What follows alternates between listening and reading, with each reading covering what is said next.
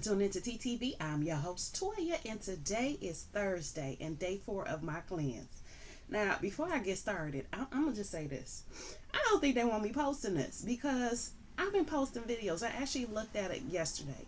I've posted 320 videos, I think, something like that, on here, and for whatever reason, the past 2 days have been giving me problems.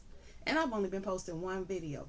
I usually do this all on one day, which is Monday, and I upload everything. And so to go through the editing process, my editing software, and to get, after it gets edited and to upload it as a HD, it takes about 20 minutes. To get it to upload to YouTube takes about anywhere between 30 and 40 minutes, 45 minutes, okay, depending on how long the video is. So I figured an hour would work for me to get these videos uploaded, right? Because I had an appointment. Well, yesterday I had an appointment. Tuesday I didn't. So I go to do these videos and upload them just like I normally would. Go through the whole process. They're almost finished uploading when I walk away walk away. And I come back and it hasn't loaded. Like, really? But anyway, that's a side note. So that's what happened the previous 2 days while they was late loading if you was looking for it at 11 o'clock. Then what now? We're going to go over, because this is day 4. So like I said in the previous video on Monday, I believe that when you go through the first 3 days, that's really the days that your body is really cleaning your system out. So I want to talk about some of the things that I've noticed. So one, I've noticed that my knees started hurting because anytime I go back to eating meat, I have joint pain. So I'll get it in my shoulders, I get it in my knees, okay, and my back. Those are the 3 spots that I always hurt every single time I go back to eating meat. Which is always why as soon as it started happening, I'm like, okay, you know what? This is why I wasn't doing it. So I keep being hard-headed. I know, it's my fault, but we human. That's what we do. But I noticed that my knees are feeling better. My shoulders are feeling better. Actually, my shoulders, I don't even notice anymore. That's gone. Like I said, my knees are better though. Like I actually ran down the steps instead of just, walking. I actually was running down the steps this morning with the dog. Sleep is better. I noticed that's one of the things when I do the meat, I end up with sleeping issues. Like I have trouble staying asleep. Last night I was knocked out and I stayed asleep until my bladder woke up and was like, okay, let me go pee, and then I went right back to sleep. Let's see what else is there. Oh, so for you ladies, be mindful of your menstruation time, your menstruation period when you decide to do a cleanse, because even with the master cleanse, and as far as it giving energy and helping in that manner, it is nothing when it comes to the menstruation. Okay, you will drain yourself real quick. So if you, let's say, forget that your menstruation and it was coming and you started this cleanse, then take it easy. Take it easy. I would say act like you just had surgery. So when you just have surgery, don't matter where you had surgery at, unless it's in your mouth or something, you have to take it easy. Okay? You don't want to overexert yourself. You basically, you don't want to do nothing other than the bare necessities. Okay? So treat it like you had surgery if you are on your menstruation and you're doing the cleanse. And I would say that for any of the cleanse except for the Daniel fast. Now, if you do the Daniel fast, then you should be okay. But any of the other cleanses, be mindful of that, because it's going to pull out that energy. So yes, you are taking in that maple syrup that's going to give you the energy. However, Mother Nature will drain it and like, thank you, and leave you with nothing. So be mindful of that. Let's see what else has changed. Mucus. Y'all can hear how congested I am. All this mucus is coming out, because that's one of the things. Dairy and meat are very mucus forming in the body. Fish, seafood, all of that is pus forming in the body. It will develop pus. So if you, and I know this is sounding gross, but if you look at some of those videos, Sadie, yes, I love you. If you look at some of those documentaries and things like that where they talk about the industrial farming, you'll see where they poke the pig or they'll poke cow or something like that, and all this pus comes out. Okay, pus is fish and seafood are pus forming um, in the body, and you may or may not see it. So be mindful of that too. But the dairy and the meat are mucus forming, and so now all of that is coming out. It's all coming out. And I felt it yesterday, which is why my voice sounded so hoarse, because I can feel it, starting to draw out. I almost come out like out the pores. But now it's really happening. So I'm just trying to get this to move, which is good that with the cayenne pepper, because the cayenne pepper will go in there and help pull and draw that out as well. Let's see what else. Let's see, what did I note that I wanted to say for today? Okay, reflection, journaling, meditation, manifesting. That's true. Okay, so because you are cleansing and because your body, especially at this point, because today is day 4, so this is when, imagine this is your house, okay? This is what cleansing is like. So imagine your house. Your house is dirty, so you go through and you clean your whole house. But you're not doing a deep clean. You're just doing a surface clean, like picking up toys and clothes, doing the dishes, wiping counters, sweeping and mopping the floor, just the surface cleaning, okay?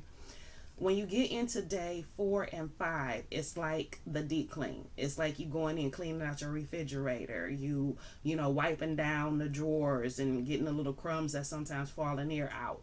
You dusting the furniture, you polishing the silver, that kind of stuff. That's that deep clean, where you look at your ceiling fan and like, let me clean this off. That's that deep clean. So that's what happens between day 4, 5, and if you go beyond. Now with this cleanse, you can do it up to 30 days. And let me say my disclaimer again. I am not a medical professional, so please contact your physician before you start this or any other cleanse or change in your diet and all that stuff, just to see if there's any adverse reactions, because I am not a doctor. I'm not a medical profession. Okay, so consult the people you need to consult. But yes, that's one of the things about the cleanse, is that you're cleaning out your body, and because you're cleaning out your body, you're more connected. So it is a good time to reflect. You can reflect on the past. You can reflect on the present, the future, whatever issues that y'all are having. And I'm getting distracted because my dog is just sitting here staring at me, like literally just sitting there staring at me. Like she usually leaves me alone when I'm doing this. But anyway, it's a good time to reflect. Like I said, even if it's a problem that you've been having or some emotion that you notice comes up, it's good to journal it. It's good to reflect on it, meditate on it. And another side note is that if there's something that you're wishing or wanting to bring into your life, you want to bring this in, then that's what it is. I'll get back to that. Then manifesting it at this time, and you can manifest through the journaling, you can manifest through meditation, you can write it out, stick it up under a candle, like I got one right here. So you can take what it is that you want, write it out, fold it up, and light the candle. Okay, that's one of the things you can do. You can take it and bury it. Well, no, you don't want to bury it. I'm sorry. Burying is something you want to get rid of, something you don't want to face anymore. You want to bury it. So don't do that. But yeah, you can just go through and write it out, what your intentions are, stick it under a candle. You can also stick it up under a glass of water and then leave it overnight. And then when you come back, drink it in the morning. Drink all of it down in the morning. And as you drink it, you imagine whatever it is that you're asking coming into your life. So those are a couple of things that you can do as far as manifestations. And this is a good time to try to manifest, to put your intentions out there. You should be writing your intentions out every single day. Have I done that? Nope. Let me see. Okay, I did day 2. I just didn't do day 3, so I'm gonna have to do day 3 and how that went, and then I'm gonna do the day.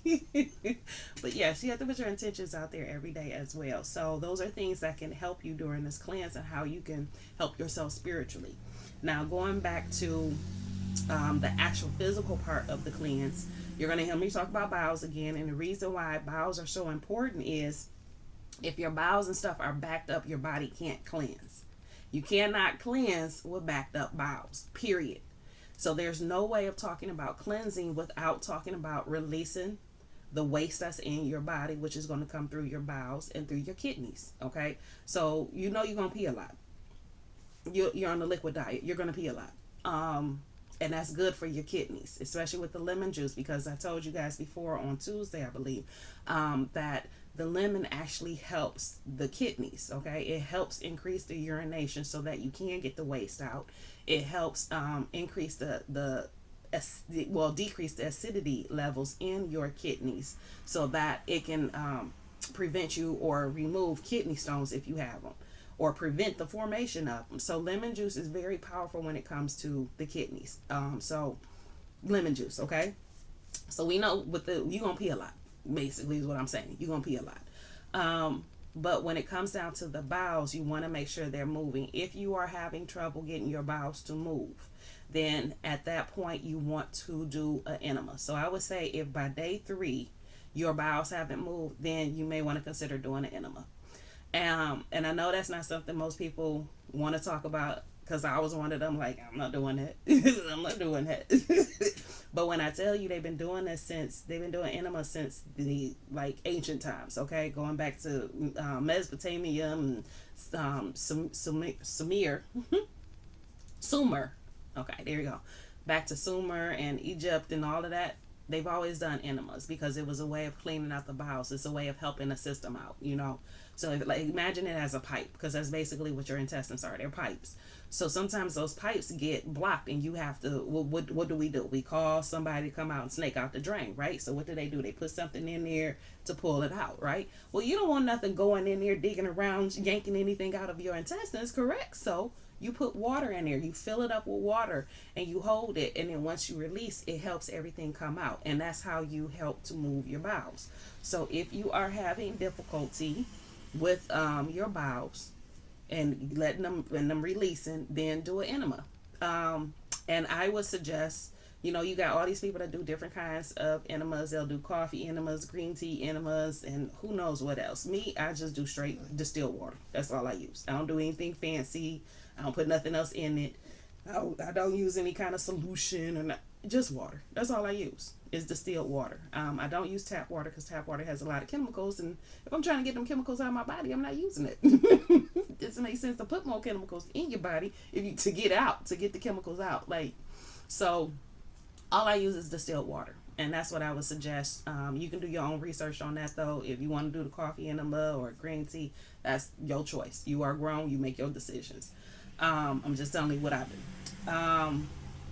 And I think that's all I have. Oh, my back. My back is feeling better. It still bothers me. So I have a lot of damaged tissue in my back from my son when I went to deliver it, because they tried to put a epidural in me like 6 or 7 times.